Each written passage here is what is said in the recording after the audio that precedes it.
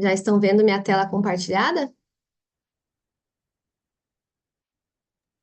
Sim,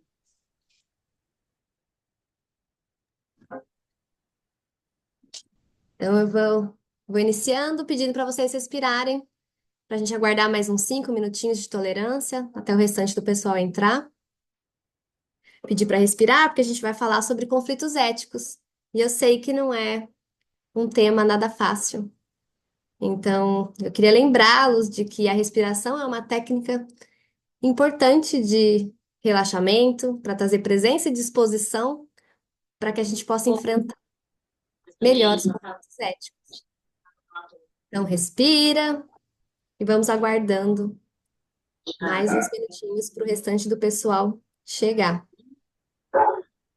a Jocelyn não desconfiou de nada, porque ele andava fazendo um tempo na cama do gabinete. Não pareceu nada, nada. É bom lembrar que a respiração está sempre com a gente. Então, é uma técnica simples, de fácil acesso, e que quando a gente estiver diante de conflitos éticos, que a gente possa lembrar de respirar. Eu acho que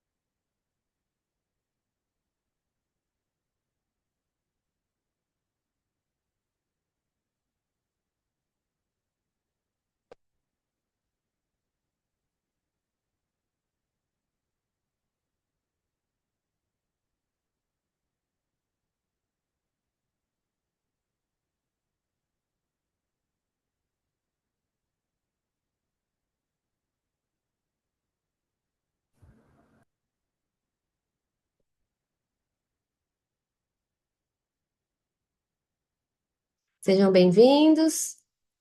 Em mais 2 minutinhos, nós vamos começar nossa aula magna. Então, para quem está chegando agora, queria lembrá-los para respirar, para a gente lidar com um assunto tão delicado, tão importante. A gente vai falar de como resolver conflitos éticos na nossa prática profissional. Então, é importante que a gente saiba respirar, estar presente e disposto para enfrentar essas situações.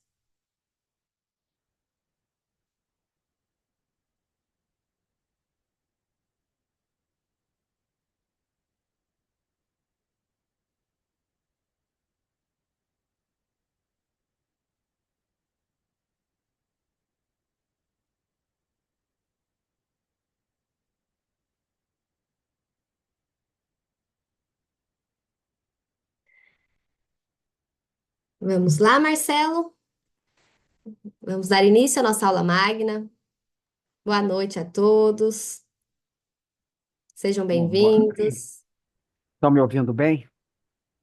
Sim, Gente, inicialmente, muito boa noite para vocês. Queria agradecer muito o tempo de vocês.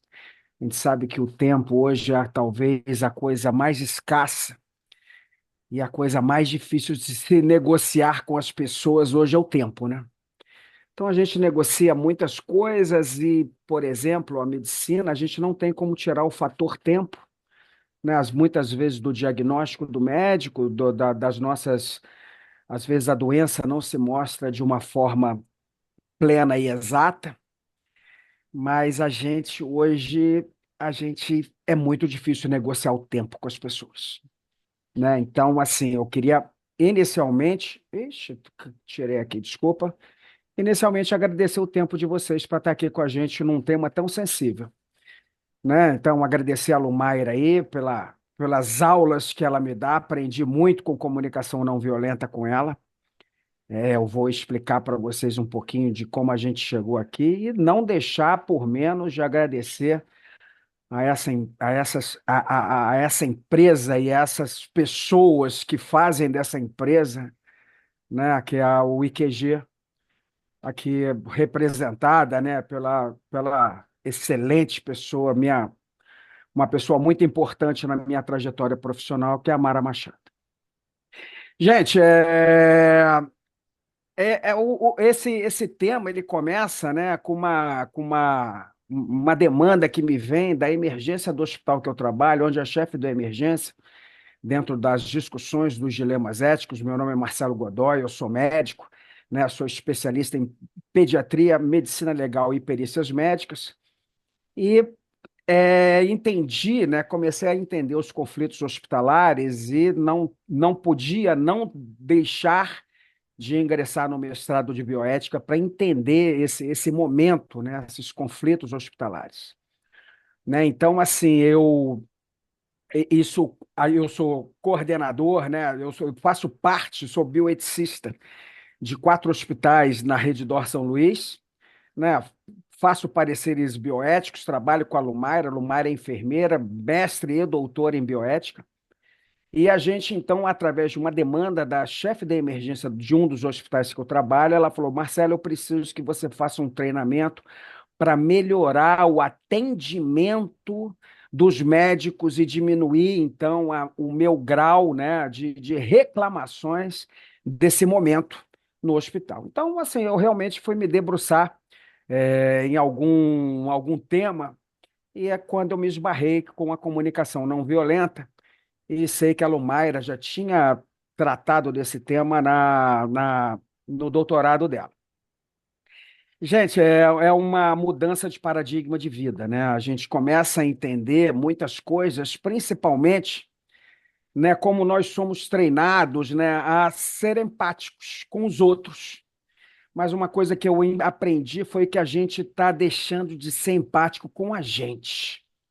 A gente não consegue mais se autoconectar para entender quem somos nós, né?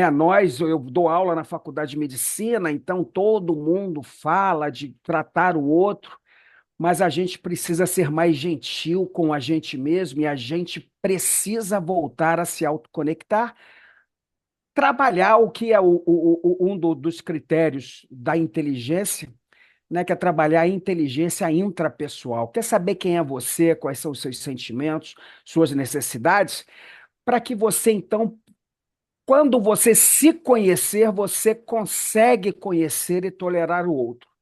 A gente só consegue dar aquilo que transborda na gente. Então, assim, o que eu percebi depois que eu fiz o curso, é que o momento que a gente vive hoje é todo feito para a gente não fazer autoconexão, né? Então, nós temos o Netflix, nós temos o WhatsApp, nós temos as redes sociais, né? Antigamente a gente andava no metrô, no ônibus, a gente não tinha muita diversão e a gente, em alguns momentos, a gente começava a pensar na nossa rotina, no nosso cotidiano. E hoje a gente não faz mais isso nas coisas mínimas, né? Então a gente está pedindo, né, uma exigência hoje dos cuidados em saúde é que a gente se conecte ao outro, mas como é que eu vou me conectar ao outro se eu não estou conectado comigo mesmo?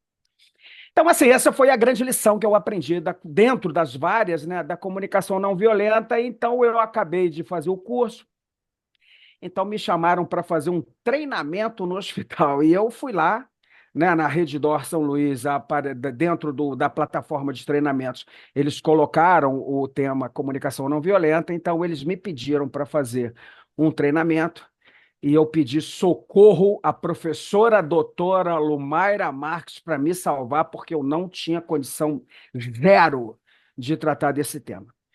Então, eu a chamei para fazer esse treinamento num dos hospitais que eu trabalho, e realmente, gente, é assim, foi muito gratificante. Uma reunião que começa às 10h30 da manhã, termina ao meio-dia, ninguém pegou o celular. Ninguém teve pressa de sair, olha que estava na hora do almoço, ninguém estava preocupado com seus afazeres, então ali eu percebi realmente o poder que não só o tema, mas como a professora Lumaira tem de agregar e trazer para junto dela e fazer essa construção do pensamento. Então, gente, a minha função aqui é basicamente fazer alguns enxertos, né? Assim, mas objetivamente a minha função aqui é não atrapalhar a Lumaira. Então, assim, se por um acaso, Lumaira, eu estiver te atrapalhando durante a sua explanação, pode puxar a orelha. E assim, eu deixo a palavra com você. É muito gratificante estar aqui. E espero que assim que vocês se deleciem, pô, se deleitem com esse momento, porque realmente eu aprendi muito. E hoje eu posso falar que depois da comunicação não violenta, eu vejo o mundo de outra forma. Então, eu queria agradecer a todos mais uma vez e entregar a palavra à professora Lumaira. Obrigada, Marcelo. Também queria agradecer a presença de todos. A gente está muito feliz e animado com as inscrições, né? Tivemos um número grande de inscritos, então já deixa o nosso coração quentinho, porque saber que esse tema interessa a tanta gente, né? Eu acho que já é motivo da gente ter esperança de pessoas preocupadas com cuidado com mais qualidade, né? Com uma atenção ao nosso usuário, ao nosso cliente, com mais qualidade. Então, acho que esse é o objetivo. Então, a gente vai falar de comunicação não violenta e resolução dos conflitos éticos. Já dispensamos as apresentações, Marcelo me apresentou, se apresentou. Então vamos lá, a gente começa com o caso, porque a gente vai falar de situações, problemas, conflitos, então já vamos discutir diversos casos por aqui. Eu queria trazer essa situação, ó. Roberto é solteiro e recebe diagnóstico de HIV positivo. Ele é orientado a contactar suas parceiras sexuais. Só que na última consulta, informou ao médico que a sua namorada está grávida de 13 semanas. O médico percebeu que o Roberto não havia contado sobre o HIV positivo para a namorada e falou que ela precisava saber disso o quanto antes. O pai do Roberto estava junto na consulta e soltou, né? Então imagina o diálogo do pai do Roberto, um rapaz de 20 anos, no seu início de faculdade, e o pai ouvindo essa história toda. Imaginem que não deve ser um diálogo muito tranquilo. Então, mais ou menos, eu imagino que o pai do Roberto falou assim: Poxa, Roberto, eu não tô acreditando que você não contou pra ela. Você tem noção do risco, garoto? Pra ela, pro bebê, você continua inconsequente, muito egoísta. Só pensa no seu lado. Você sempre faz isso. Tem que amadurecer, tem que ter responsabilidade, ainda mais agora que você vai ser pai. Pode ligar agora pra ela. Ela tem urgência em saber. Se você não ligar, eu ligo. Eu vou contar. E aí, é claro que esse diálogo não é nada convidativo para o Roberto responder de maneira amorosa. E aí a gente imagina algo mais ou menos assim: você não manda mais em mim, sou maior de idade, e diversas palavras de baixo calão por aí afora. Queria trazer esse exemplo porque esse caso ele é muito familiar, né? Quando a gente inicia um diálogo de maneira muito violenta. Oi, alguém tem que mutar aqui, pronto. Quando a gente inicia um diálogo de maneira violenta, é muito difícil a gente romper com esse ciclo. Então, a gente já responde com muita violência. E isso é muito familiar no nosso dia a dia, né? Nós estamos habituados a dialogar dessa maneira. Fomos culturalmente, socialmente criados a trazer essa maneira de dialogar nos nossos discursos. Esse diálogo, ele contém muitos julgamentos, críticas, e não é nada convidativo, né? Não é nada empático para que a gente possa romper com um ciclo de violência. E aí, como que eu cheguei até aqui, né? Na comunicação não violenta. Recém-formada, fui trabalhar no pronto-socorro de trauma. Então, imagina, é, 16 anos atrás, se hoje eu já engano na idade com essa cara, imagina 16 anos atrás. Então, eu lá no pronto-socorro, na sala de acolhimento, recebendo pacientes, fazendo acolhimento, e muitos chegavam sem um histórico de trauma, e era um hospital de trauma. Então, eu tinha que dar o recado de que não iam ser atendidos ali. Então, vocês imaginam como esses pacientes me recebiam quando eu dizia: Olha, fulano, aqui não dá para o senhor passar porque não é um hospital, você não tem trauma e aqui não é hospital de outras emergências. Então, eu tinha que fazer o encaminhamento. Muitas vezes nem era motivo de emergência, urgência, tinha que encaminhar para atenção básica.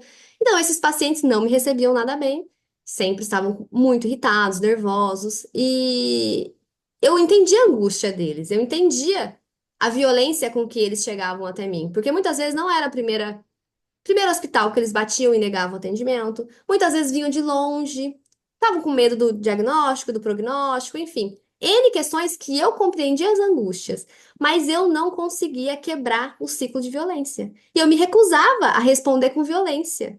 Então eu me frustrava, porque eu não conseguia romper com a violência, eu dizia que não ia ser atendido, tentava da Uhum. maneira respeitosa encaminhar, mas é claro que no início, isso não funcionou, e isso me deixava muito frustrada. Então, quando eu conheci a comunicação não violenta, isso me deu um pouco mais de esperança. Não estou dizendo que é fácil, mas isso me deu um pouco mais de esperança, porque eu percebi que era possível desarmar o outro quando vinha com muita violência. Porque a minha primeira questão era, quando eu vejo alguém chegando com muita violência, e eu tenho a técnica da comunicação não violenta, como que eu quebro com isso, né?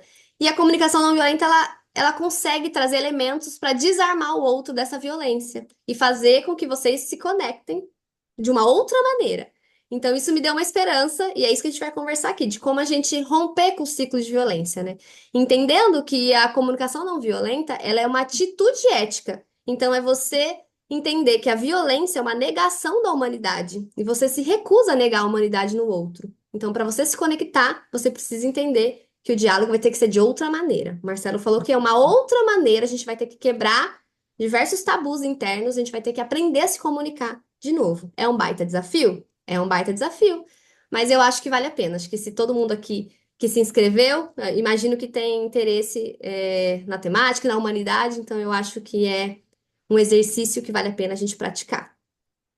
Então, seguindo, como eu disse, o objetivo aqui a gente vai trazer um pouquinho do que é CNV, né? Então, não sei o quão vocês têm familiaridade com essa temática, e entender que a CNV, entender que ela é uma ferramenta dentro da bioética. Então, a gente pode usar a CNV para lidar com os conflitos éticos. Mas lembrando que não é a única ferramenta. A bioética ela tem outras ferramentas para a gente trabalhar os conflitos éticos, por exemplo, deliberação moral. Então, temos um método de deliberação moral. Tem as teorias éticas que vão dar suporte para a argumentação moral. O autoconhecimento, que o Marcelo falou, a gente precisa se conhecer para antes falar de comunicação não violenta, precisa se conhecer para a gente entrar na bioética, porque a gente fala muito de valores, valores morais, então eu preciso entender os meus valores, meus limites. Então, imaginem que a gente vai ter uma bagagem, uma mochila cheia de ferramentas. A CNV é uma das ferramentas que podem facilitar a nossa resolução de conflitos éticos. Temos outras ferramentas ali que precisamos encher a nossa bagagem para que isso dê mais segurança, dê mais leveza na nossa prática profissional. Bom, a CNV, ela é composta por 4 pilares. Eu vou falar de cada um deles, a gente vai discutir com casos do dia a dia profissional. Então, a gente vai falar da observação dos fatos, a gente vai falar dos sentimentos, a gente vai falar das necessidades, a gente vai falar dos pedidos. E aí, antes da gente entrar em cada um deles, eu queria também deixar claro que CNV não tem a ver com ser bonzinho, ser passivo, porque às vezes o nome parece um pouco fofo, né? Comunicação não violenta.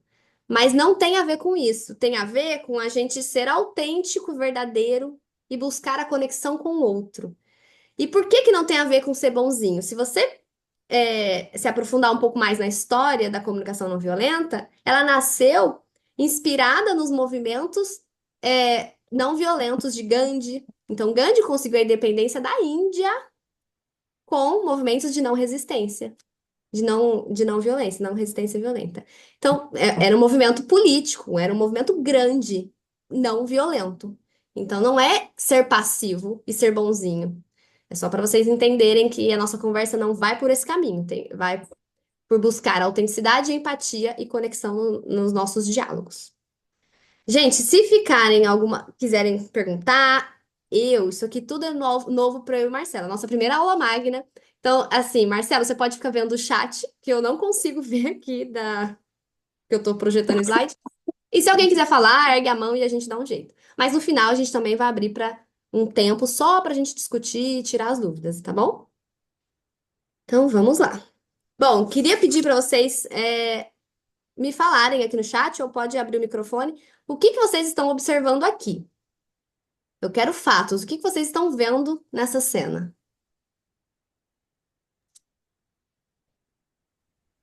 Hein? Anima? Abre o microfone? Gente, fala no microfone. Toalha molhada em cima da cama arrumada. Muito bem, são fatos. Quem mais? Eu Al- al- vi, ah, Noite. eu vi. Oi, boa noite. Eu vi uma toalha verde em cima de uma cama arrumada. Muito bem, estão Eu não tenho treinados para certeza. observar fatos. Eu Alguém vê vi o algo diferente motivo. disso? Eu não tenho Eu. certeza que a toalha está molhada. Eu vi o motivo de uma briga se a pessoa não estiver controlada e preparada para uma comunicação não violenta. Obrigada, Priscila, é isso. Eu duvido que ninguém lembrou de qualquer briga familiar, diária, recorrente na nossa vida ao ver uma toalha molhada na cama. E eu trouxe essa cena porque, de fato, a observação dos fatos, ela é simples, é uma toalha verde, molhada ou não, a gente não sabe, em cima da cama. Mas é claro que essa imagem, ela já é repleta de julgamentos. E o primeiro passo da CNV é a gente separar o que é fato do que é interpretação. Então, todo mundo aqui escutou as vozes de alguém gritando: tira essa toalha da cama, não é? Vai cair a mão, pendurar a toalha. Para de ser folgado. Então vem tudo isso com esse fato. Mas quando a gente vai construir um diálogo dentro da comunicação não violenta, a gente precisa separar fato de interpretação. Nossa natureza humana faz parte da gente valorar, julgar coisas. Então, não estou dizendo que a gente não vai julgar, olhar aquela cena e não vamos julgar. Vamos, porque faz parte da nossa natureza. O que eu estou dizendo é que quando a gente entrar para um diálogo, a gente tem que tentar separar os julgamentos, as críticas, as interpretações e trazer só os fatos. E isso é um grande exercício. Então, é o primeiro grande exercício que eu deixo aqui para vocês tentar trazer sempre fatos e tirar o máximo as interpretações. Por exemplo, aqui nessa fala, né? Ele não tá nem aí para o tratamento.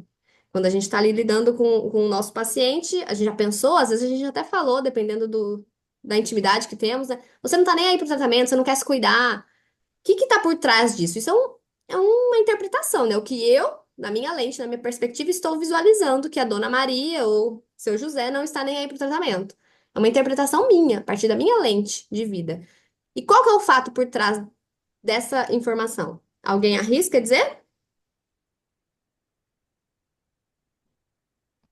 Não tá tomando as medicações no horário? Exato, Ou não tá seguindo alguma recomendação médica? exato. Não está seguindo o plano nutricional, não está fazendo exercício, enfim. Qualquer que for a prescrição, né, o plano de cuidado aí, a gente entende que ele não está seguindo.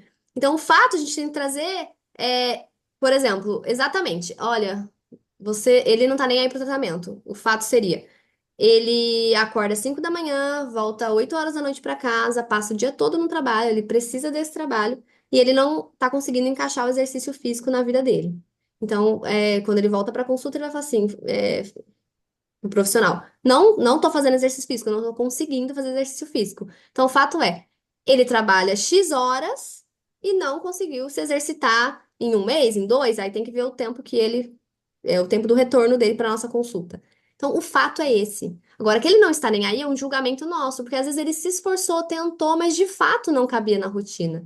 E aí já vem um outro conceito que é da ética do cuidado, que eu gosto muito também que diz que o cuidado unilateral, esse cuidado que eu prescrevo, e espero que o outro atenda às expectativas do meu cuidado, esse cuidado unilateral, ele é vazio, ele não é real. O cuidado que a gente espera é o de mão dupla. Eu cuido e eu ajudo a encaixar um plano de cuidado que de fato faça sentido para ele, para que de fato ele consiga se cuidar, e não só prescrevo e aí tá na mão dele. A responsabilidade é toda dele de tentar encaixar isso na rotina dele, né?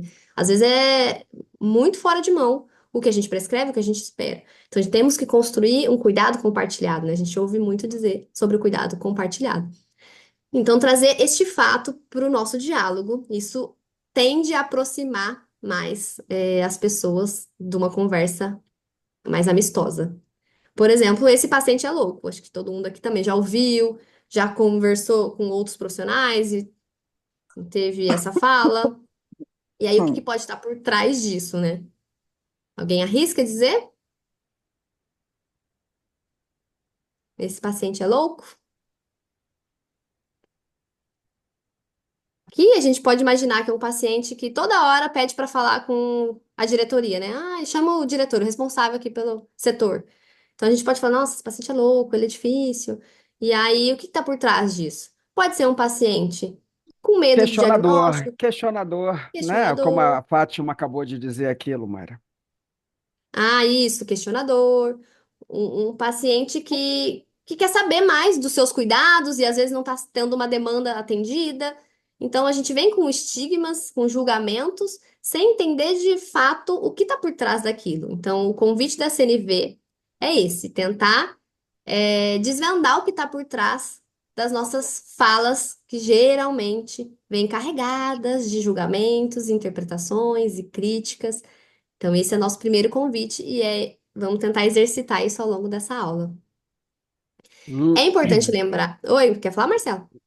Não, assim, eu queria que você Como é que voltasse tá pra naquele aumentar primeiro o som? caso, no primeiro exemplo. Aquele primeiro exemplo, Aqui, ele é o como é que primeiro faz pra exemplo que aumentar o você som? usou de você egoísta, você é não sei lá o quê. Ele é o princípio do fim, é o início do Isso. fim.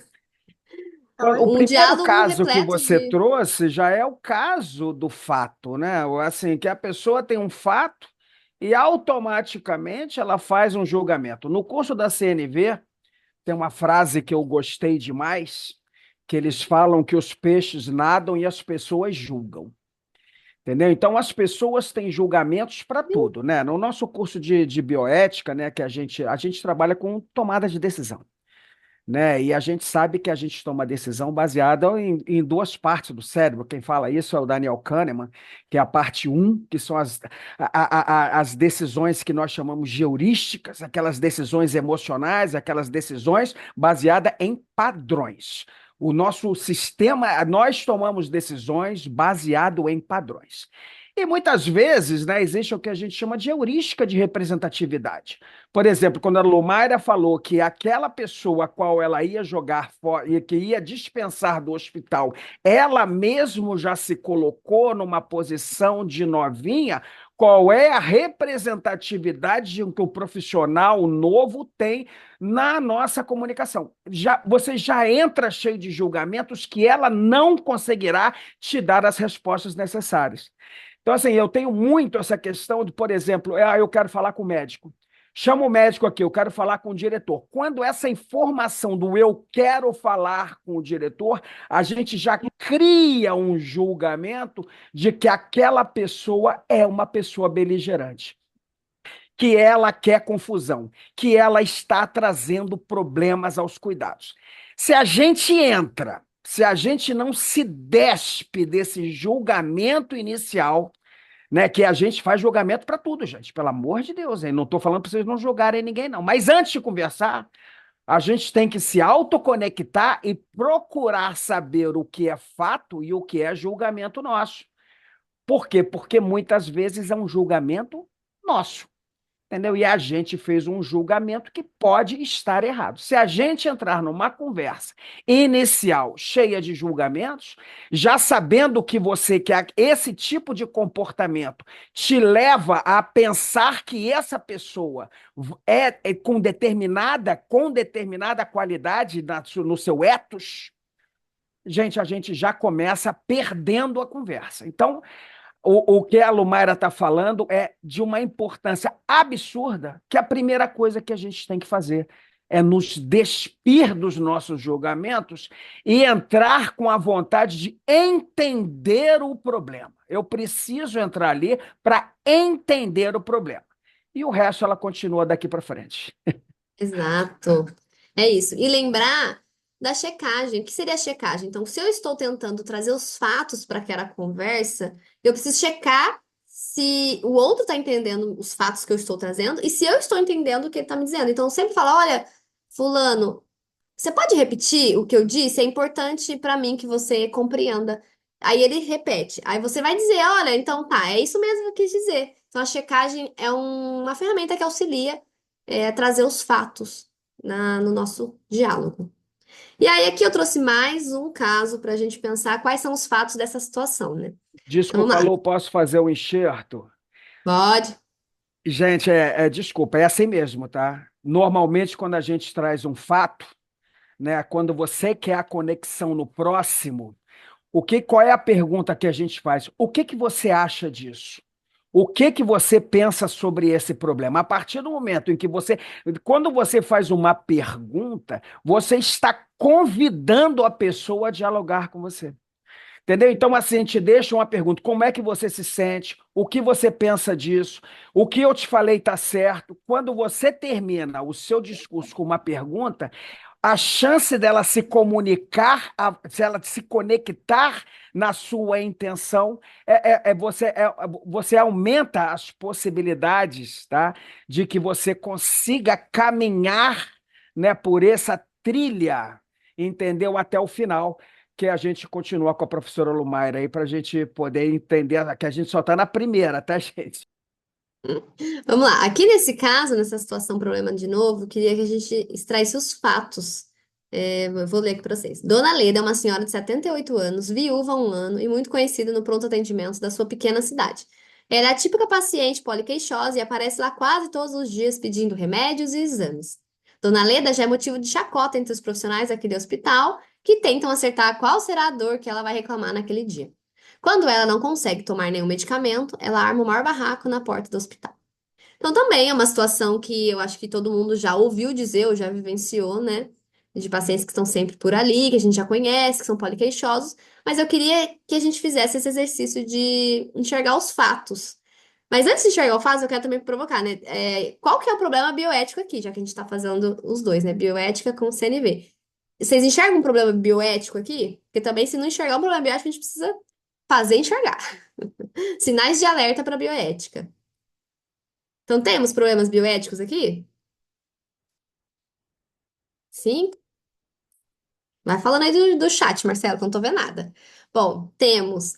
Então, aqui a gente pode pensar, né, nessa paciente que está sempre ali, poliqueixosa, então podemos pensar no problema bioético relacionado a. Aqui não tem tantas informações, né, não tem tantos fatos, mas vamos pensar. Bioética são mais perguntas que respostas.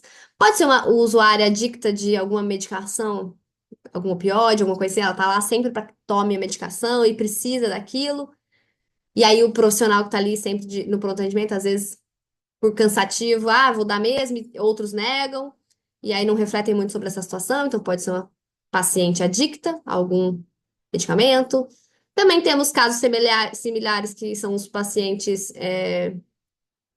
usuários de drogas ou etilistas também, que chegam lá e às vezes o profissional, acho que todo mundo tem uma história dessa que já ouviu dizer, né? Que às vezes dá um soro só para dar um chá de cadeira, ou manda dar um bezetacil, nem precisa, mas só porque é uma injeção dolorida. Acho que todo mundo já ouviu essas histórias. E com certeza isso tem muitos problemas, graves problemas éticos por aí. Então, será que a dona Leda não está em situações similares a estas? Então, para a gente pensar que sim, tem um problema bioético, a gente precisa resolver. E aí, lembra, a comunicação não violenta é uma das ferramentas. Claro que se é uma paciente que está frequentemente lá, a gente precisa conversar com ela. Não estou falando que a gente vai resolver todos os problemas da vida da dona Leda, mas a gente precisa acolher em algum momento, porque ela está lá, então ela tem alguma necessidade não atendida, né? Então vamos ver o que que a gente pode ajudá-lo, o que a gente pode encaminhar. E daqui, dessa situação de fatos observados, nós só temos três fatos, que é quatro. A dona Leda, uma senhora de 78 anos, viúva, que mora numa cidade pequena e é uma mulher. Pronto, quatro fatos. Todo o resto ali são situações repletas de julgamento, né? Que ela é poliqueixosa, então não dá para saber quais são essas dores. Tá lá todo dia pedindo exames e medicamentos, que ela faz barraco. Então, tudo isso é repleto de julgamento. Então, quando a gente abordar a Dona Leda, tentar trazer, Dona Leda, o que te traz aqui? Tentar entender por que ela tá ali, né? O que tá por trás dela estar ali todos os dias. E aí, os outros pilares da comunicação não violenta vão ajudar mais nesse caso aqui. Aqui era só para a gente ver que tem poucos fatos, e quando a gente tem poucos fatos, a gente não consegue entrar numa comunicação empática com a Dona Leda. E aí, o segundo pilar são os sentimentos. Então, lembre-se, não é para ter uma conversa engessada. Eu quero que esses elementos apareçam na nossa conversa de uma maneira mais fluida e que quando eles aparecem, então, quando eu trago fatos, sentimentos, necessidades e trago um pedido, isso tende a conectar melhor com o outro. Então vamos agora trazer os sentimentos para as nossas conversas. A minha geração e geração mais velha, que é a minha, eu imagino que vá consentir de que a gente não foi educado para falar dos sentimentos, não temos vocabulário para isso, né? A gente tem muita dificuldade de nomear o que a gente sente. Então, talvez as gerações mais novas consigam um pouco mais, porque a gente tem mais recursos, tem filmes, livros, uma abordagem mais intensa dos sentimentos e emoções, a gente está valorizando muito mais a saúde mental, então talvez eles consigam dar um passo à frente aí da nossa geração. Mas já que não aprendemos, nunca é tarde para aprender. Então, acho que a gente precisa trazer estes nomes para a conversa. E aí eu gosto desse poema da Clarice Lispector, que fala assim, ó: comecei uma listinha de sentimentos dos quais eu não sei o nome.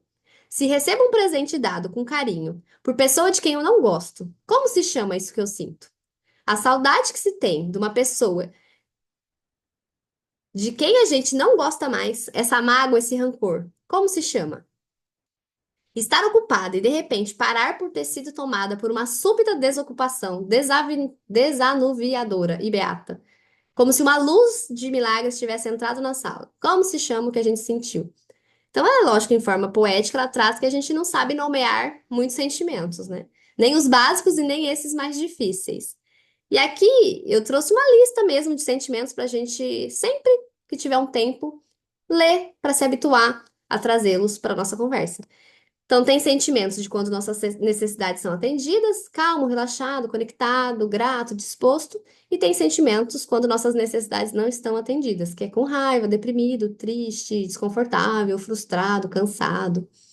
Então, a gente precisa primeiro aprender a nomear. Por isso, é interessante a gente sempre olhar essa lista, assim. Eu posso enviar no e-mail de vocês depois, porque é um exercício simples e que ajuda muito a conectar o nosso diálogo. E aí, o destaque daqui, que eu quero que vocês entendam, é que os sentimentos são nossos, né? São seus e vão guiar suas atitudes. O que que isso significa? Quando a gente está numa conversa, geralmente a gente está no nosso hábito de comunicação violenta, a gente está buscando culpados. Quando eu estou buscando culpado, a gente dificilmente vai se conectar com o outro. Então a gente precisa agora olhar para os nossos sentimentos antes de olhar para quem não atendeu a nossa necessidade. Então, olhar para o sentimento, e entender que ele vai gerar uma atitude minha. Então, quando a gente falar ou ouvir a frase, eu gritei porque você me irritou, eu bati porque você me irritou. Então, você está colocando a culpa no outro de um sentimento seu. E isso não é verdade. Então, que a gente consiga entender e fazer isso de um mantra na nossa vida. Eu fiquei irritado porque essa situação de fato me deixou irritado, mas eu não soube reagir de outra maneira. Então eu gritei. Então eu gritei. Não foi você que me fez gritar. Vocês entendem a sutileza? Quando a gente percebe isso, que a gente não está colocando a culpa dos nossos sentimentos no outro, a gente está trazendo uma autorresponsabilidade. E isso conecta muito mais. Se o outro percebe que você não está culpando ele, está colocando os fatos e está mostrando o que você sentiu em relação àqueles fatos, isso desarma o outro. Porque eu não estou mais apontando o dedo, né? Olha, eu tô gritando porque você está me irritando. E isso desarma. Então, tende a conectar. Tudo tende, porque, né, nada é uma ciência exata. Dentro da área da saúde, todo mundo sabe, nada é uma ciência exata. A gente tenta, a gente tende a. É uma probabilidade maior de se conectar. Então, que vocês entendam isso. Lu, Pode falar. Lu, perdão, gente, assim, o que eu vejo da importância da gente ter essa lista de sentimentos é que muitas vezes a gente só sente e não entende, você não consegue botar no cognitivo os seus sentimentos.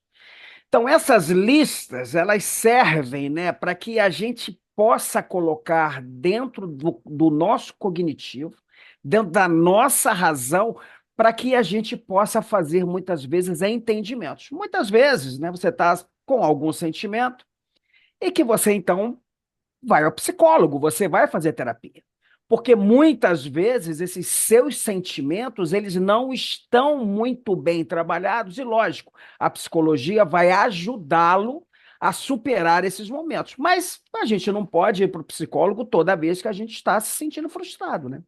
Então, o que a gente sempre pede é que as pessoas peguem a lista de sentimentos, né? Essas listas, quando a gente começa a trabalhar a comunicação não violenta, elas estão com a gente. Se a gente está sentindo alguma coisa, é uma fonte de consulta, né? A gente está aprendendo a andar de bicicleta, ninguém vai aprender a andar e já saber isso tudo, não. Eu estou com uma demanda, eu preciso saber o que eu estou sentindo, exatamente para que você possa colocar o seu sentimento dentro do processo cognitivo e que te ajude a tomar uma decisão baseada em fatos racionais, entendeu? Porque se a gente só tomar decisões baseadas em sentimentos, gente, a chance da gente tomar uma decisão baseada numa heurística de afeto é absurda.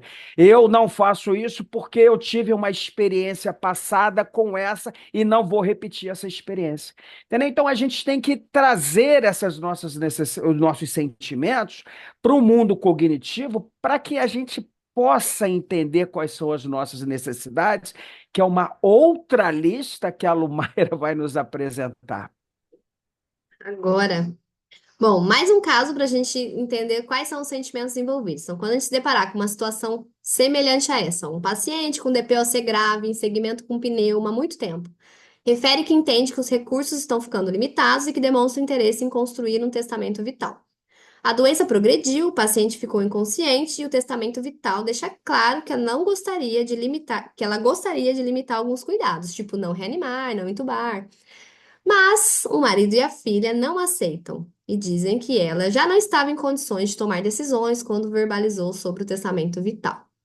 Então, esse é um clássico dilema bioético, né? Sobre terminalidade, testamento vital, sobre o choque de princípios entre profissional da saúde, paciente, família, né? Então, quando a gente não tem uma congruência ali no que se entende por cuidado, a gente está num clássico dilema bioético.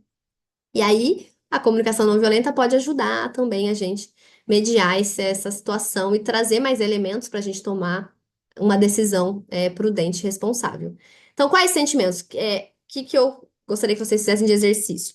Quando a gente está diante de uma situação como essa, trazer os sentimentos, nesse caso, a paciente já está inconsciente, mas vamos pegar o familiar. Estimular que o marido e as filhas coloquem o que eles estão sentindo diante daquele fato, diante da morte, diante da piora do prognóstico da paciente, né? Então, eu sei que é um tabu a gente falar sobre morte. Eu sei que a gente tem muita dificuldade ainda de abordar a terminalidade. É a única certeza que a gente tem na vida e é um dos assuntos mais difíceis que temos. Então, eu convido a vocês a fazer esse exercício de convidar os envolvidos nesse cuidado a trazer o que sentem. Por exemplo, um mesmo fato pode trazer diversas sensações para diferentes pessoas. Essa situação de terminalidade para essa paciente com DPOC, para ela, se ela estivesse consciente de condições de falar, ela poderia dizer que ela está aliviada em limitar recursos porque ela já não aguenta mais viver assim. Ela pode dizer que está se sentindo feliz, plena, porque ela já cumpriu com o que ela gostaria de ter vivido, né? A gente não sabe como ela viveu, quantos anos ela tem, então ela pode estar satisfeita, feliz. Esse pode ser o sentimento dela. Do marido e das filhas, eles podem colocar que estão se sentindo com medo, preocupado, tensos, desconfortáveis com essa decisão que a mãe deixou escrita. Então, entender o porquê que eles estão trazendo esses sentimentos, né? Por que que você está com medo? Por que que você está desconfortável? Por que que você está triste? Tentar entender. E nós, profissionais da saúde, também temos os nossos sentimentos e que às vezes vale a pena olhar para isso, porque isso também interfere no nosso cuidado. Então, tá me deixando preocupado, tá me deixando receoso, tá me deixando ansioso, eu não sei lidar com isso, como que eu vou fazer? A dona Maria deixou claro que queria limitar recursos, mas a família deixou claro que não é para limitar recursos. Então, como que eu vou me pôr diante dessa situação? Então, tentar trazer os sentimentos para essa conversa também aproxima e conecta a conversa. E é isso. Quer falar, Marcelo? Falando de dilemas bioéticos, né, gente? A gente trabalha em equipe, né? Então, assim, os sentimentos dos funcionários envolvidos, eles precisam ser levados em consideração. Tem pessoas, um dos critérios que nós usamos para você chamar o comitê de bioética é exatamente a fazer objeção de consciência. Então, por exemplo, que a equipe pactua que vai fazer a extubação paliativa, ou que vai tirar a hidratação, ou que vai fazer limitação de recursos, pode ser que dentro daquela equipe estejam profissionais que têm sentimentos diferentes. Por quê?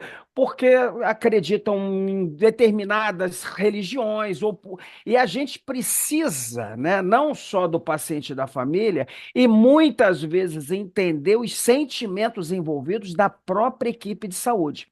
Então, assim, um dos gatilhos que a gente sempre, quando a gente está em reunião, é se você está confortável com a sua decisão, se os seus sentimentos, como é que estão os seus sentimentos mediante a essa decisão tomada, entendeu? Então, assim, a gente entender os sentimentos dos envolvidos, inclusive os nossos, é uma missão, né? Exato. Então é isso. Não dá pra gente conversar dos sentimentos dos outros se a gente não conhece os nossos. Por isso, andar com a listinha e sempre buscar o autoconhecimento ajuda muito pra gente resolver essas situações. E aí entra para um terceiro pilar, que são as necessidades. Então, trazer na conversa as necessidades. Também não fomos habituados a explicar o que queremos, né? Quais são as nossas necessidades. Então, a gente precisa aprender. Então, a gente vai trazer uma listinha também das necessidades. Essa frase também é um mantra para a gente entender que necessidades são universais. Então, isso aproxima pessoas. As estratégias são diferentes. Nós discordamos nas estratégias. Vou dar um exemplo. Se eu perguntar aqui, ó, liberdade é importante? Todo mundo vai concordar que liberdade é importante, é uma necessidade. Vou perguntar aqui se realização é importante, saúde é importante, respeito, dignidade, paz. Quem que vai discordar de que não é importante? Então, necessidades são universais. Quando a gente entende que todo mundo está buscando a mesma coisa, só estamos buscando de formas distintas, isso muda um pouco também o nosso olhar quando a gente entra no discurso. Tem uma frase que eu gosto muito do Marshall, que foi quem idealizou a CNV, acabei nem falando o nome dele, que é: a gente tem que enxergar o conflito como um presente.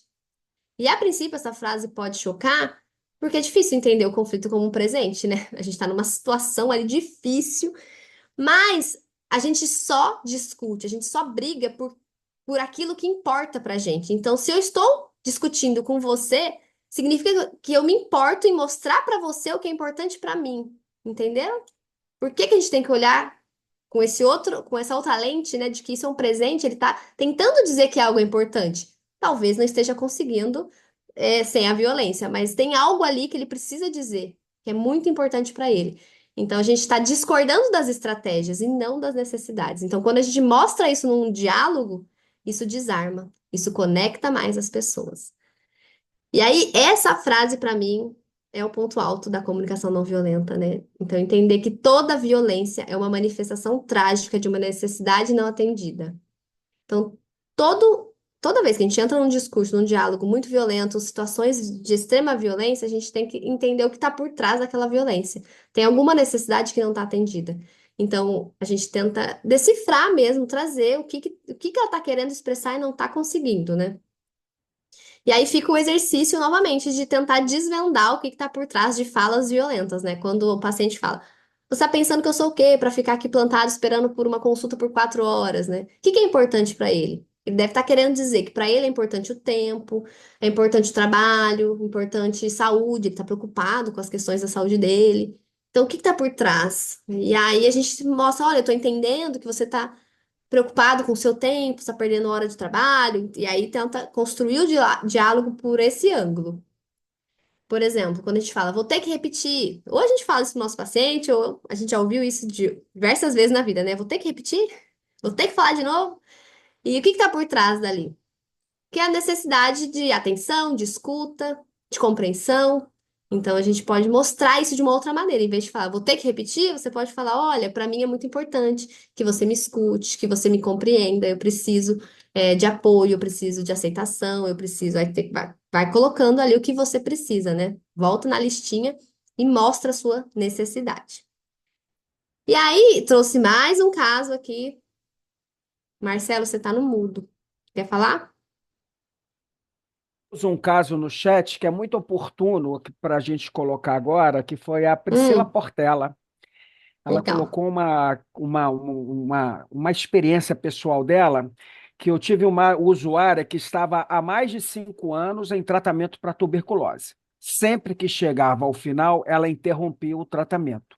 Após avaliar, observei que ela necessitava de atenção e se achava abandonada se interrompesse. Eu acho que é um Muito momento interessante. singular para a gente trazer a observação dela, entendeu? E trazer exatamente aquilo, um exemplo prático de um participante, para a gente entender que se a gente é um julgamento, ela não quer ser Exato. tratada, né? Ela não quer ser tratada, o que você falou, né?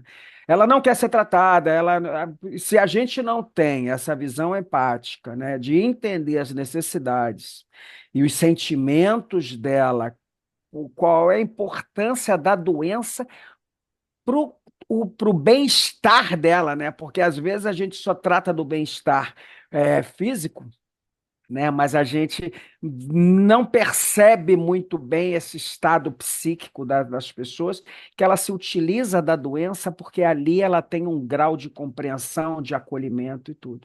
Então, achei você está de parabéns, muito obrigado pelo compartilhamento, e tem muito a ver com o que a gente está falando aqui agora.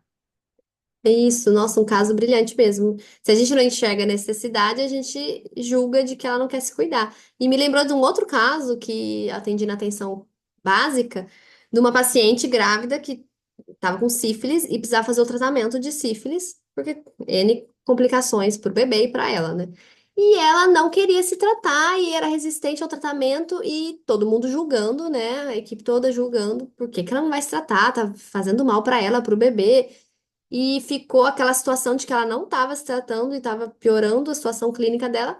E aí, quando a gente foi conversar, entendendo as necessidades dela, ela disse que ela queria abortar. E ela sabia que se ela não tratasse, ela abortaria. E aí a gente foi entender toda a situação. Então, entendem que se a gente não consegue entender a real necessidade, a gente não consegue nem cuidar direito daquele paciente. Então, é um elemento importante para a gente trazer na nossa comunicação, aproxima, nosso cuidado. E aí a gente trouxe aqui mais um caso, um exemplo do Marcelo, de uma situação que a gente precisa entender quais as necessidades. Eu vou ler aqui. João Gabriel tem 1 ano de idade, foi diagnosticado com tumor raro de fígado e encaminhado para os cuidados paliativos. A mãe não aceitou o prognóstico e procurou uma outra equipe de saúde que propôs uma cirurgia. A criança, após a cirurgia, entrou em morte encefálica. A equipe comunicou à mãe, mas esta não deixou de desligar o respirador, relatando que ela acreditava em milagres. A equipe ficou insegura em como proceder com a situação e, após 24 horas, o João Gabriel teve uma parada cardiorrespiratória e assim conseguiram tirar o respirador. A mãe disse: Agora sim, meu filho morreu, mas vocês o trataram como morto desde ontem. Então, primeira pergunta: temos problemas bioéticos aí? Sim. Então, geralmente a situação, o conflito ético tem mais de uma situação conflitante. Então, a gente precisa delimitar todas essas situações e a gente delibera em cima de uma só. Mas, a modo de exemplo, aqui temos a questão do diagnóstico de um tumor raro, que já foi para o cuidado paliativo, e aí a mãe questionou e uma outra equipe de saúde propôs uma cirurgia. Será que prolongou o sofrimento ou não? Será que precisava dessa cirurgia ou não? Então já fica o questionamento aí, né? Se entrou em distanase ou não. E outra questão, entrou em morte encefálica, a equipe não desligou o respirador, porque a mãe não deixou. Mas e se tem uma criança esperando essa mesma vaga para entrar ali na UTI? Esse mesmo respirador, só tem esse. Uma questão de justiça. E aí, desliga esse respirador à força e conversa com essa mãe depois, coloca a criança que está com emergência para entrar nesse leito. Enfim, questões de justiça também podem aparecer aí. E a questão de dignidade da equipe, talvez negligenciar o cuidado e tratar o filho como morto, mesmo que a gente sabe clinicamente estava morto, mas a mãe não aceitava. Então, qual a dignidade, qual o respeito que ela sentiu ali? Então, também temos outros princípios que são feridos. Então, problemas bioéticos temos. E agora a gente vai entender as necessidades, né? Qual a necessidade dessa mãe? Será que ela tinha necessidade de luto? necessidade de empatia, né, com aquele momento doloroso, necessidade de acolhimento, necessidade de expressão espiritual, isso é uma necessidade.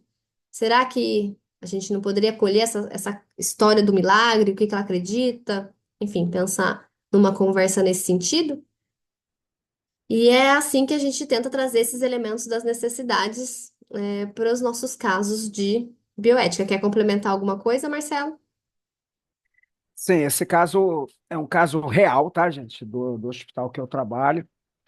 E eu só fui chamado quando não tentaram, não deixar a mãe desligar o respirador. Então, nesse momento, a gente começa a deliberar. E esse foi o caso, né, que me fez ir fazer o mestrado em bioética. Esse caso, para mim, é um caso paradigmático, porque a mãe, no dia seguinte, após 24 horas, né, que o menor, né, já estava em PCR, ou seja, ele estava em morte encefálica, o paciente estava morto. Se a gente não assumir, né, que a morte encefálica é um critério de morte, né, o cirurgião que tira o coração do cara se torna um homicida.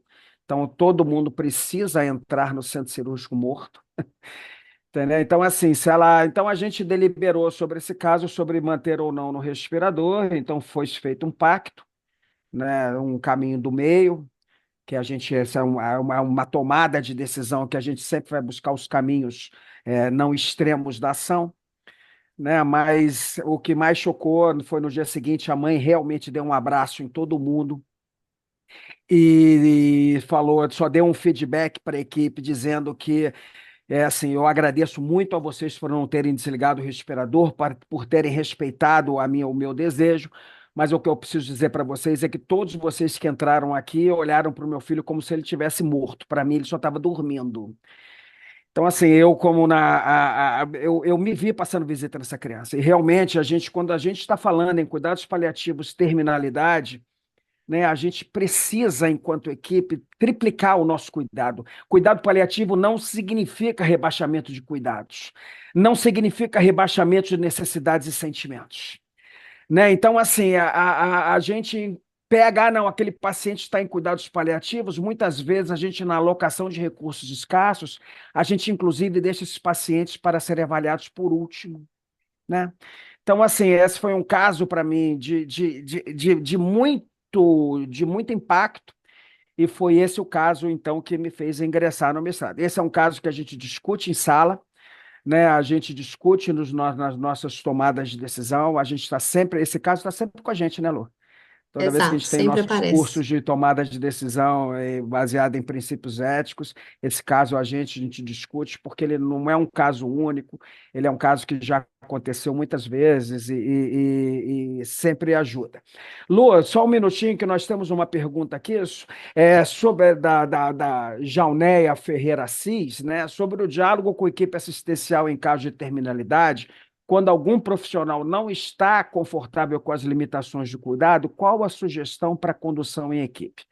Bom, isso aí já aconteceu algumas vezes comigo, né? Normalmente, a gente se reúne com esse funcionário, procura entender quais são os sentimentos e necessidades dele, né? Porque muitas vezes a gente sabe qual é a decisão que a gente tem que tomar, o que seria melhor. A gente só não consegue explicações. E a bioética é a parte do conhecimento humano que traz as argumentações. A gente trabalha no nível das argumentações, a gente aprende a argumentar. Entendeu? Então, a gente, às vezes, a pessoa toma a decisão certa, entendeu? Mas não sabe por que está tomando a decisão. E ele fica confortável quando a gente mostra para ele quais são os referenciais teóricos, né, dessa decisão. Por que que se a gente for obrigado a botar essa decisão num relatório médico, a gente consegue fazer isso, né? Agora, se realmente essa pessoa, por motivos religiosos ou por outros motivos, não consegue superar esse momento, o que a gente dá o direito dele é afastá-lo do cuidado desse paciente e trocar Uhum. ele de leito, né? A gente não precisa, a gente arruma um outro médico para passar visita, a gente arruma um outro enfermeiro para o pessoal da enfermagem para fazer o planejamento de cuidados, né? A fisioterapia, a nutrição e tudo, mas a gente precisa acolher essa pessoa. O sofrimento moral né? O de estresse moral muito falado atualmente, que é quase um dos precursores do burnout, né? O de estresse moral é aquele profissional que reiteradamente é obrigado a fazer coisas que são contrário aos ditames da sua consciência. Então, assim, a gente tem que estar atento, inclusive, a esse profissional, porque é uma tendência dele, ninguém entra no hospital para sofrer. Entendeu? Então, o que que ele vai acabar fazendo? Despersonificar. Aquilo deixa de ser uma pessoa para ser um caso. É um paciente que está em terminalidade. E a gente não quer isso, porque hoje todo e qualquer estudo mostra que uma enfermagem, eu estou falando de enfermagem, que não esteja bem composta nos cuidados, o índice de mortalidade hospitalar aumenta absurdamente. Exato. Engajada, eu esqueci o termo, a enfermagem engajada.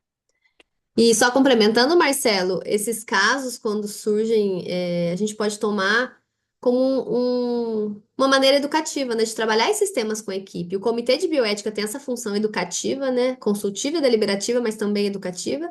Mas, para além do comitê, né, não só quem participa do comitê, é levar essas discussões para os outros profissionais, né? Porque eu acho que quanto mais a gente se intera dessas discussões da bioética, mais conforto, mais leveza e mais segurança dá na nossa prática profissional. É isso que eu sempre falo, e as pessoas às vezes chocam, né, com a palavra leveza dentro da bioética, porque a gente está lidando com esses casos, mas é isso, a gente aprende a enxergar esses conflitos, aprende a lidar, a gente entende as teorias que sustentam aquela tomada de decisão, a gente consegue ver a nossa responsabilidade, nossa prudência para decidir sobre aquilo. Então, claro que isso dá muito mais leveza, né? Diminui nossas angústias, nossas tensões. Então, aproveitar o momento para expandir essas questões bioéticas para mais pessoas. E chegamos no nosso último elemento aqui da comunicação não violenta, que é o pedido. Então, lembra, dentro de um discurso que vamos construir não violento, tem que aparecer esses 4 elementos e o pedido, geralmente a gente deixa para o final, como se fosse um fechamento daquela conversa, para a gente encaminhar, né, aquela conversa. E aí eu coloquei proposital essa imagem, porque quando a gente faz um pedido, a gente vai com essa cara fofa desse filhote de leão, mas por dentro, nosso pedido é uma exigência. E eu quero que vocês entendam também aqui, como um destaque da aula, que o pedido não é uma exigência. Se você entra numa conversa num pedido, né? Faz um pedido e não aceita o não, você não tá pedindo, você tá exigindo. E aí pronto, já não tem comunicação não violenta, porque aí quando o outro fala não, você vai o quê? Responder com muita violência o porquê que ele não entendeu seu sentimento, sua necessidade, e aí vai entrar num discurso violento. Então, a primeira coisa, entrar num pedido sabendo que é apenas um pedido. E aí a imagem também desse leão é ambígua, porque quando eu entro sabendo que o meu pedido não é exigência, eu preciso de muita coragem para aceitar um não. Então, por dentro, eu tenho que estar me sentindo um leão mesmo, para eu aceitar esse não. Porque com esse não, eu vou trabalhar cocriação. Porque se ele não aceitar o meu pedido, vamos então cocriar juntos? Qual que é a alternativa? Um meio termo entre o que eu quero e o que você pensa. Vamos cocriar. Então, essa é a saída prudente que a gente espera. Mas às vezes não tem cocriação. Então, demanda muita coragem também para a gente entender que o outro não está disposto a dialogar. E aí, o que que a gente vai precisar? Rede de apoio, técnicas de relaxamento, meditação, para voltar, né, para o prumo. E aí, a gente tem que lançar a mão de outras ferramentas para que a gente consiga se restabelecer. Porque a gente está falando de problemas grandes, né, problemas éticos. Conflitos do dia a dia também que são cansativos, pensa aí na prática de vocês, na prática não, na vida familiar, na vida pessoal. Então, às vezes, são problemas que hoje parecem tão pequenos, mas somados são tão. Formam uma montanha, e aí fica tão difícil cocriar, e que temos que ter coragem, às vezes, de se afastar, sair daquele relacionamento, sair daquele emprego, sair, enfim, sair daquele diálogo, porque não vai ter nada a cocriar. E isso demanda muita coragem. Então, trouxe mais um caso aqui para a gente construir um pedido junto, exemplificando essa situação. Bom, o colaborador Tadeu tem 51 anos, trabalha há 22 anos no hospital e foi convocado para fazer parte do comitê de bioética tem um ano. Ele é um grande amigo do diretor do hospital e conhecido em diversos setores por ser uma pessoa difícil. Ele tem um histórico de muitas brigas com outros colaboradores, desrespeito às normas, à equipe, a cliente. O diretor soube de alguns poucos incidentes. Disse que já conversou com o Tadeu e orientou ele fortemente a participar do comitê de bioética na esperança de educá-lo. No comitê de bioética, ele sempre tem um posicionamento muito polêmico, é prolixo, sem abertura ao diálogo, o que acabou afastando os demais membros. Se você fosse o coordenador do comitê de bioética, como você pediria para ele ser mais colaborativo, mais respeitoso nas reuniões? Então, acho que essa situação também, ela é bem familiar no nosso dia a dia profissional, né? Quem não tem um colega difícil, um chefe difícil, a gente precisa ter conversas difíceis, né? Então, como a gente vai pedir para o outro ser mais respeitoso sem violência? Porque se o outro não está sendo respeitoso, ele já está chegando com muita violência, né? Então, vamos tentar fazer esse exercício, né? De como a gente pediria. Alguém quer arriscar aqui? Como construiria esse pedido?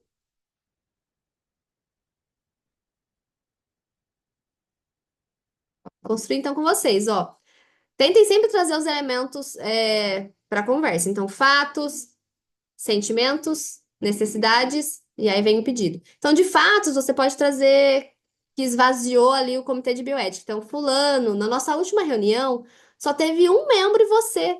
Então, você viu que esvaziou, eu queria entender o que está acontecendo. E aí eu pedi para os participantes, para os membros aqui do comitê, me responderem, passei uma avaliação para responderem por que desmotivou a não participação, e veio de que as reuniões estavam cansativas, muito extensas, que não tinha foco, e aí trazer alguns fatos, né? Fatos de que comprova de que aquilo não tá legal.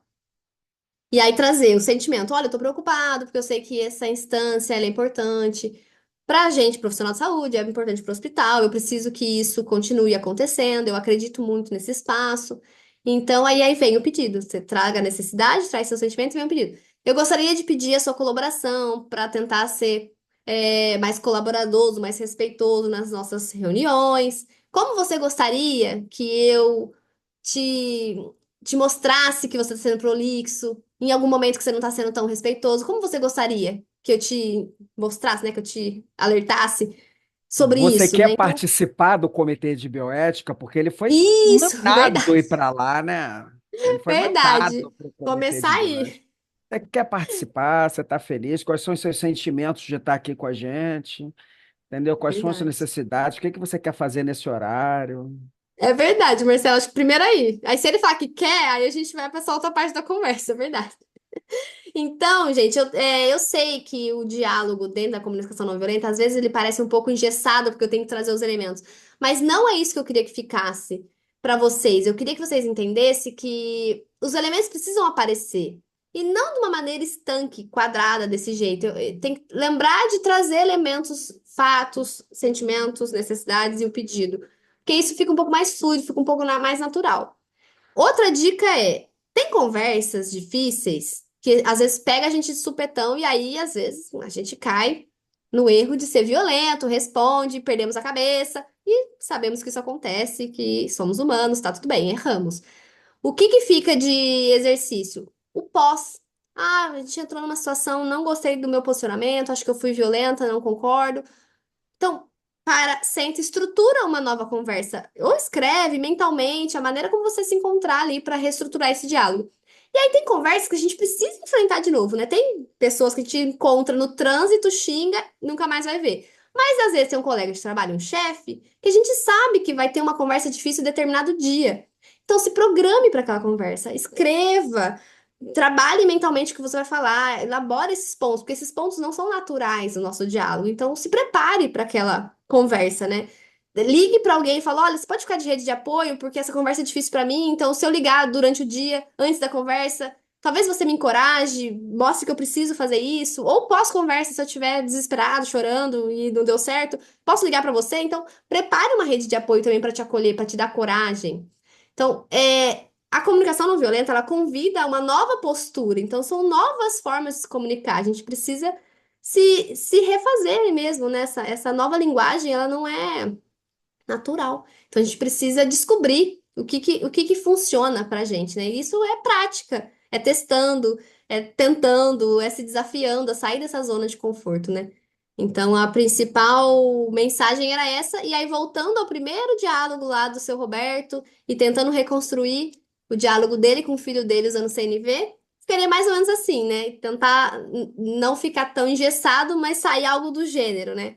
Saiu da consulta, brigou com o filho, chega em casa, respira fundo, vamos lá. Fala, poxa, filho, não ter contado sobre o HIV positivo para sua namorada me deixa muito preocupado. Eu me preocupo com o seu bem-estar. Você já é maior de idade, um rapaz, agora vai ter uma família para cuidar. Eu imagino que você tenha vergonha de falar sobre o seu diagnóstico, mas eu quero que você saiba que eu posso estar junto com você nessa conversa, se você preferir. A gente pode combinar essa conversa com ela hoje, amanhã, então pactuar quando, né? Então tentar algo mais ou menos nessa linha, né? Tentar construir esse novo diálogo. E aí, já Posso, estamos. posso, posso um Pode. segundo? Só Já para estamos deixar encaminhando para o claro, fim. volta só o slide para gente. Volto. Gente, essa é um exemplo perfeito, né? De que ele contou o fato, tirou o julgamento, porque você é egoísta, você é isso, você é aquilo, você não aprende mesmo. Então, isso tudo são julgamentos, então ele se despiu do julgamento, mostrou o sentimento dele, me deixou preocupado, trouxe para o discurso a necessidade dele, a necessidade que a gente precisa revelar, que é assim, eu preciso estar, para mim, eu tenho uma necessidade de te ver bem, entendeu? Do seu bem-estar, e ele faz o pedido, podemos ter essa conversa amanhã? Então, assim, a gente consegue identificar nesse diálogo os quatro pilares da comunicação não violenta. Gente, assim, só para eu encerrar aqui a minha participação, a Lumaira deixou uma frase, mas eu queria trazer holofote, eu queria trazer luz. Aquela frase, bota lá a frase da necessidade de novo, Lumaira. Ó, dessa aqui? Isso. Gente, normalmente os conflitos, eles atendem, né? Toda a comunicação não violenta, ela orbita, né? Primeiro, os sentimentos, que nós temos sentimentos diferentes, diferenciados por cada fato. Nós somos pessoas diferentes, temos biografias diferentes, nós sentimos de forma diferente, e lógico que nós temos necessidades diferentes. E toda e qualquer, segundo Marshall, as comunicações não violentas, elas orbitam as necessidades. Então a gente precisa entender o que que a gente sente, o que que o outro sente, para que a gente possa pactuar as necessidades. Quando a gente está num cuidado paliativo, qual é a necessidade que a equipe tem? A equipe tem uma necessidade com a técnica, você tem uma necessidade em zelar pela segurança do paciente, pela dignidade do paciente. A família tem um outro sentimento e uma outra necessidade, e nós vamos. A palavra de ordem é co-criar. Qual é o caminho do meio entre as minhas necessidades e as suas necessidades, e que tipo de pactos e pedidos nós vamos fazer dentro dessa manifestação de um diálogo sincero e humano. Então, assim, a comunicação não violenta tem muito a ver, né, com os modelos de tomada de decisão bioéticas, né, que a gente separa fatos, valores e deveres. Né? Então, assim, a gente trabalha isso dentro da bioética, mas de uma outra forma, mas que é traduzida na comunicação não violenta até de uma forma mais palatável, de uma forma mais fácil, mais gostosa de entender do que eu dar para vocês, como a gente dá na nossa aula, o curso de tomada de decisão. Como é que a gente toma a decisão, quais são os momentos cognitivos do processo de tomada de decisão. Mas a comunicação no violenta, ela traz isso para a gente de uma forma muito mais suave, né, do que eu te dar uma aula dura de como a gente somente trabalha as nossas decisões. Deixo com vocês aí, mais uma vez, eu volto para me despedir. Já estamos caminhando para o fim. Respira de novo, né? Que a gente trouxe muitos conflitos éticos. E é claro que diante dessas situações a gente fica inseguro, angustiado, né? Acho que nunca é tranquilo, até para nós que trabalhamos com isso há mais tempo, entendemos dos casos, é sempre angustiante, né? Mas eu acho que estamos aqui juntos para isso, né? Para a gente se apoiar, para a gente caminhar junto. E queria trazer que a CNV é uma das ferramentas dentro da bioética, mas a gente tem outras ferramentas, e a mais importante é a deliberação moral, que vai trazer métodos de como deliberar, né? De como escolher o caminho do meio. E aí eu queria apresentar para vocês, se vocês me permitissem, que a gente tem dado um curso de facilitadores éticos, formar facilitadores éticos, que são esses profissionais que vão se capacitar dentro dessas questões da bioética para ser referência na tomada de decisão. E aí, nesse curso a gente vai formar, né, facilitadores éticos, podem trabalhar em hospitais, mas em outras instituições de saúde também. E aí, de benefício, a gente entende que vocês podem ampliar a atuação, né? Principalmente trabalhar em comitê de bioética, mas também em outros cargos diretivos, de coordenação relacionada à ética, bioética. Podem participar da formação de outros facilitadores éticos. Claro que a gente vai melhorar a qualidade do atendimento ao nosso cliente, né? Vai enriquecer nosso processo de tomada de decisão, vai diminuir as tensões psicológicas, a gente vai ser referência na tomada de decisão no ambiente de trabalho e, consequentemente, também diminuímos processos jurídicos, porque a bioética clínica, na tomada de decisão, andamos de acordo com o código, com as leis, né? Então, também diminui, ajuda a diminuir os processos jurídicos. E aí, nosso curso, eu e Marcelo já trabalhamos com o curso básico, tem o intermediário e avançado, mas hoje a gente queria lançar para vocês o curso básico, apresentar que a gente vai abrir esse mês. Então, vai ser online, virtual. Seguimos às terças-feiras, as vagas vão ser limitadas, porque a gente acredita numa metodologia mais próxima, que possam participar. Hoje eu estou vendo a sala cheia aqui, e aí fica mais difícil, mas no curso a gente limita as vagas justamente para que a gente possa discutir mais a fundo os casos. E aí o curso começa semana que vem, terça-feira que vem, então quem tiver interessado em se aprofundar nas questões bioéticas, vão ser 4 encontros, 8 horas total. A gente vai falar de conceitos básicos da bioética, entender a história, entender o que é de fato um facilitador ético. Vamos trazer as teorias éticas para dar suporte para a nossa argumentação moral. Vamos trazer o principialismo, que é a principal corrente ética, né? Vamos falar das suas fortalezas, críticas. Vamos aprender a deliberar, então, entender o que é o comitê de bioética, como estrutura, como ele funciona, e trazer a técnica de deliberação moral do Diego Gracia. E vamos discutir muitos casos. Eu coloquei aqui só para o último dia, mas na verdade a gente discute casos todos os dias nos nossos encontros, e no último dia fica só discussão de casos mesmo, para a gente treinar essa ferramenta da deliberação moral. E aí vocês vão ter acesso às aulas gravadas, vai ter aula bônus também na plataforma Hotmart, vai ter materiais de referência, vai ter contato contínuo com a gente, tem um painel visual também com os destaques das aulas. E esse curso, ele tá 997, mas como é a nossa primeira aula magna aqui, a gente resolveu colocar de 550 para vocês. E a gente vai disponibilizar esse link também via e-mail para quem possa interessar.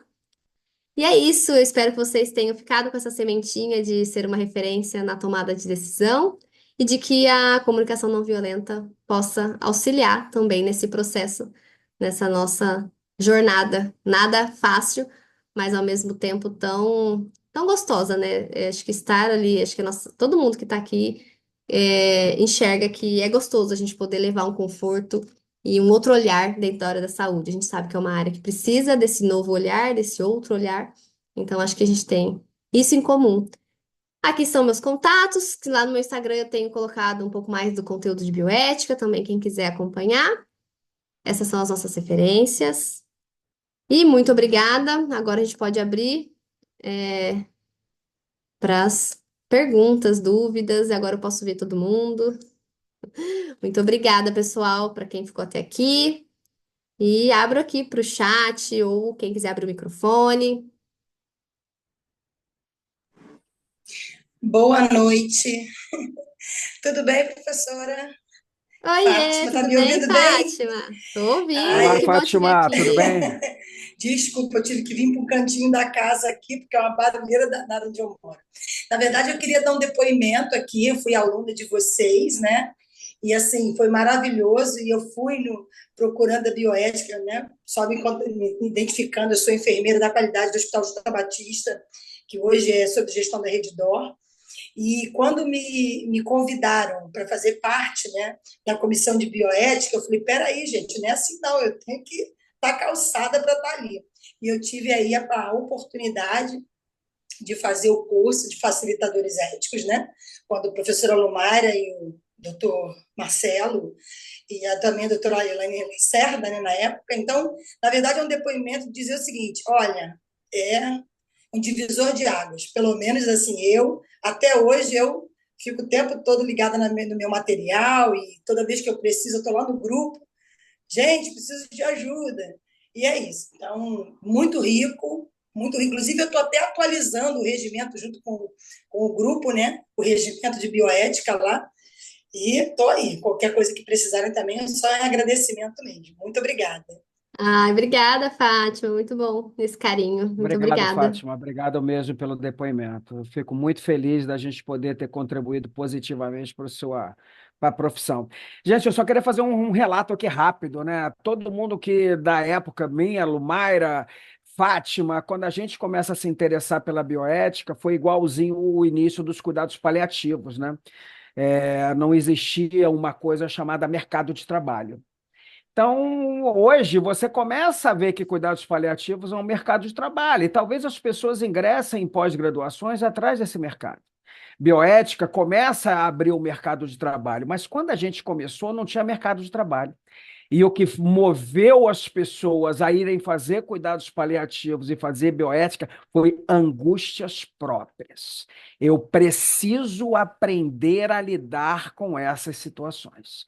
Entendeu? Então, assim, todos nós aqui, alguns de vocês dentro da bioética, né, talvez tenham oportunidades profissionais, né, mas ainda estamos muito quiescentes, os cuidados paliativos já está muito mais difundido dentro das unidades hospitalares e eles contratam pessoas paliativistas, mas a bioética ainda vem para acalmar o nosso coração, porque a gente realmente, eu posso afirmar para vocês, nós somos muito mais tranquilos na nossa prática profissional quando a gente tem o conhecimento, quando a gente tem alguém no hospital que a gente possa conversar, porque muitas vezes a gente sabe qual é o certo ou o que é errado, a gente só não sabe o porquê que é o certo.